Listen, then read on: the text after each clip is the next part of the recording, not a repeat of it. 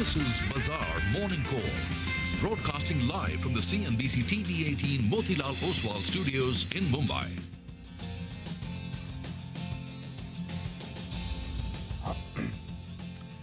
Good morning. You're with us here on a fresh new edition of Bazaar Morning Call, 8 o'clock Friday morning, and geopolitical tensions is what we will start this morning with, and a very different screen as compared to what the global stuff looked like about an hour ago. I mean, that's how fast things have been developing. This is, of course, we're coming to you from the CNBC TV 18 Motilal Oswal studios. I'm Prashant, with my colleagues Nigel and Rima is with us here on the program as well. Guys, hi, good morning.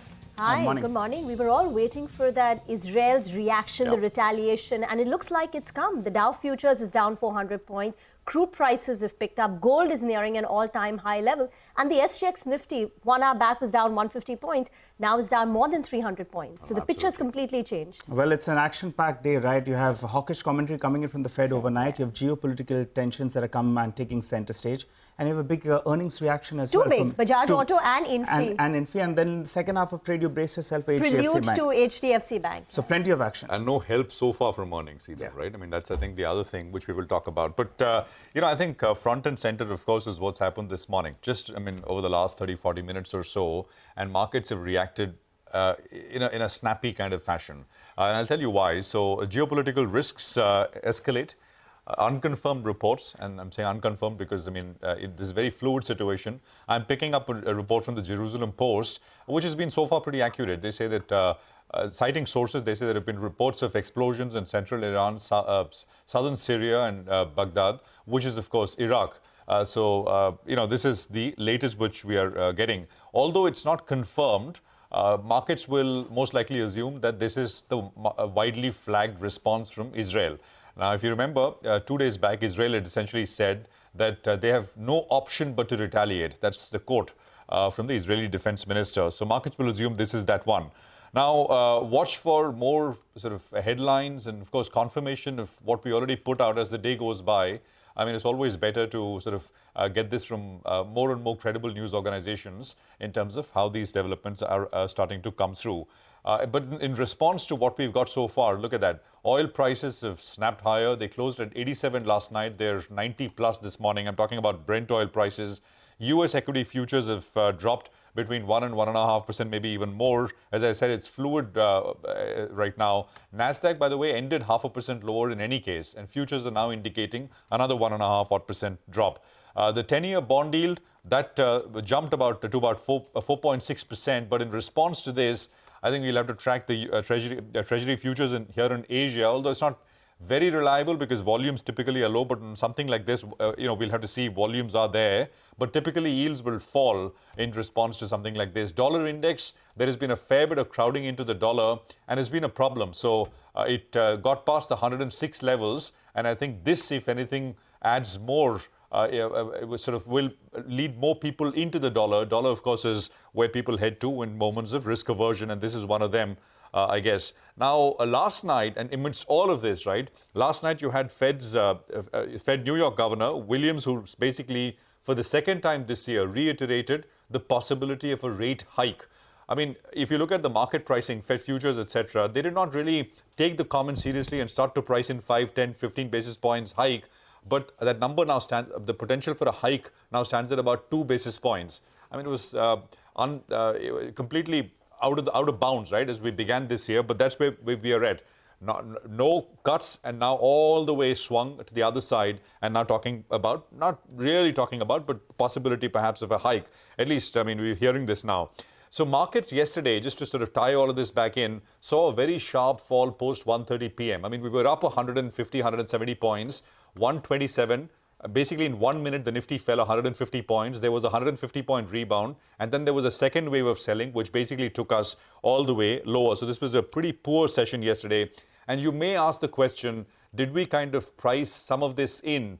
Not in the sense that markets knew this was coming, but the sense that, well, you know, you paid the price one day before. To some degree, that may be true, but the fact is FIIs are continuing to sell. They've sold 20,000 crores in the last 4 days, and you take a look at what they are doing in the futures market.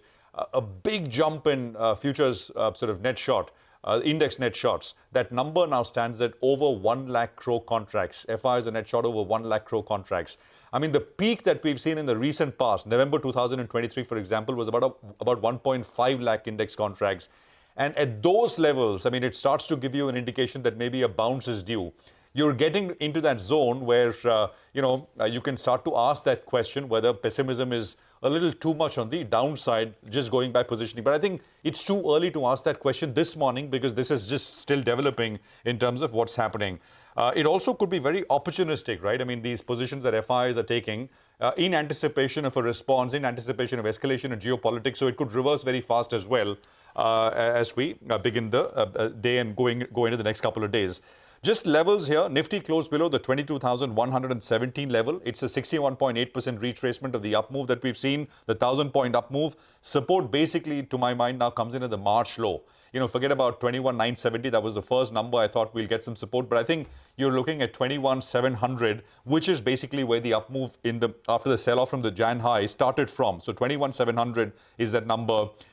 Bank Nifty, I think the supports here will come in at the March low, which is 45,828. That's about 1,000 odd points away from where we left off as far as the Nifty Bank is concerned. So a bit of a flux, bit of a fluid kind of situation. If you're trading, I guess don't trade. That's the advice. Just wait on the sidelines and see where it goes, because this is not something which is happening here. This is coming from headlines, and markets are going to be very, very responsive to what comes our way. 380 points lower on the GIFT Nifty is what the open is being indicated. Rima. And the reports are of blasts and explosions in 3 countries, right? Yeah. Iran, Iraq and Syria simultaneously. Yeah. So I think the street is going to be watching this. There were anyway jitters because of the ongoing Israel-Hamas war, and now it appears to have escalated. Just looking at the Asian market screen right now, if you can pull that up, Taiwan is down 3.5%. Nikkei is down over 3%. The Korean markets are down 2.7%. And the cuts on the SGX Nifty are only getting deeper. In the morning, before these reports came out, the SGX Nifty was down 150 points, maybe weighed down by Infi in the tech sector, but that has now pushed up to a 400-point cut. And you spoke about 21,700 being an important support. It's also where the 100-day moving average lies. So 21,705 is the 100-day moving average on the Nifty. So we're still about 300 points away from that. We could get to it with the gap down opening, but it's a material gap down opening. As we said, focus will also be on individual stocks where there are earnings reaction.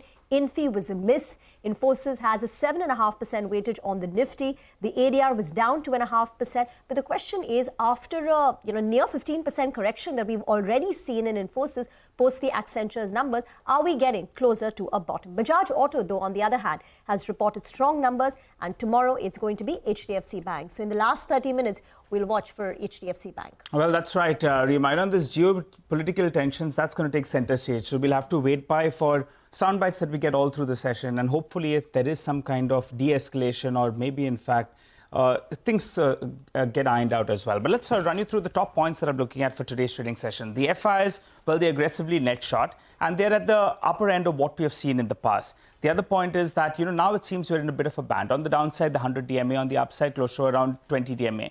And you'll want that 100 DMA to get protected on the downside. Buy the dip has worked, yes, but sell on rally has also worked. And we saw that play out in yesterday's trading session. Till midway through, you said, well, bought the dip, it worked very well, we told you so. But in fact, during the trading session, it actually reversed, and you ended it virtually at the low point of the day. 2 stocks that we'll be looking at. For the first half of trade, Infosys will be important because that one has come out with its set of numbers. So the street will be reacting to those numbers. And to the second half of trade, you'll be focusing on HDFC Bank, and the exact weightage has come up for you on the screen on the Nifty. What did the FIs do? Well, yesterday there was a big swing factor, and I haven't seen something like this in very, very long. There were 70,000 contracts that did switch around, because longs came down by 26,000, shorts went up by close to around 45,000 contracts. And that's what takes the short positioning now to around 68%. And if you look at the bars, in the last few days, you had the FIs that they were net long, and that came down gradually. And in fact, they are now net short with close to around 1 lakh contracts on the short side. That's telling you the kind of shorts that we see in the system. The FI short positioning, well, in the past, we have seen them go to around 1 lakh contracts odd, And normally, we have seen in the past that we do see a bit of a bounce. The Nifty has bounced in the next 5 sessions. But to give you the exact number, in November, the highest net short position was 1.7 lakh contracts.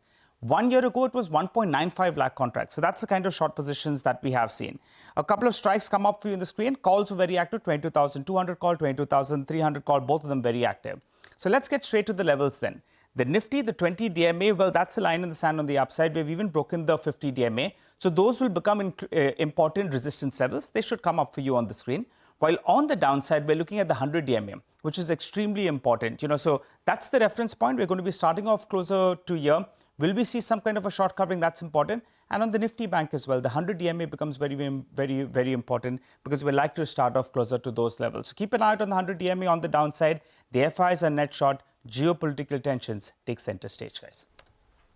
Okay, let's get you some money market views then. Lakshmanan V of Federal Bank says the rupee has weakened over the week on the back of a stronger dollar, while forex reserves reach an all-time high at $648.5 billion.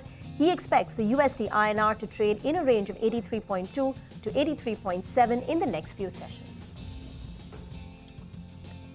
Okay, on bonds, we have Lakshmanan V, who says that government bond yields traded higher throughout the week, mainly due to global factors. He says markets are factoring in a delayed and shallow rate cut cycle after strong economic data from the US, which led to a sharp rise in US treasuries. He says coming sessions could see the 10-year benchmark bond yield trade between 7.15 to 7.25%.